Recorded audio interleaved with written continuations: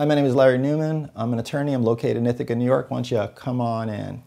Today I'd like to talk to you about whether you should represent yourself on your criminal case.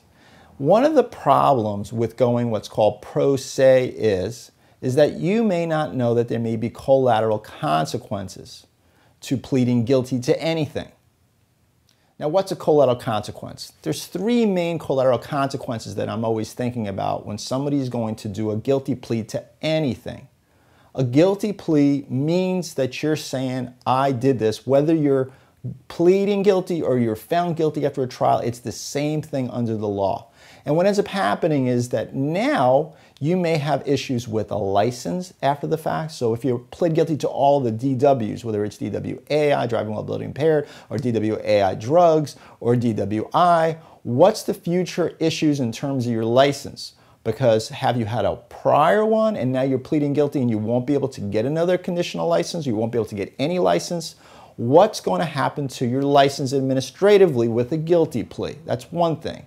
The second thing is if you have a guilty plea to one of the pot offenses or a drug offense, is that going to affect your ability to get federal financial aid, whether student loans or government grants or work-study programs? It can affect all those things collaterally with a guilty plea.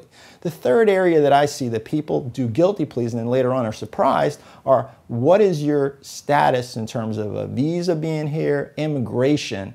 Because certain crimes, certain things that you might plead to can make you ineligible for being a part of the United States, and they may want to deport you. I can tell you on a first DWI, that's usually not the consequence. But on a second DWI, a felony DWI, it's considered a violent offense, and that is a deportation charge. That means they're going to deport you out of the country because of a felony DWI. So people need to understand there's more than one thing going on when you're pleading guilty. You have to think about all the other things that it may affect. These are only three of the major ones, but there's other ones as well. If you have a question about your criminal case or personal injury case in the state of New York, please feel free to give me a call. This is what I do. I can answer your questions, 607-229-5184.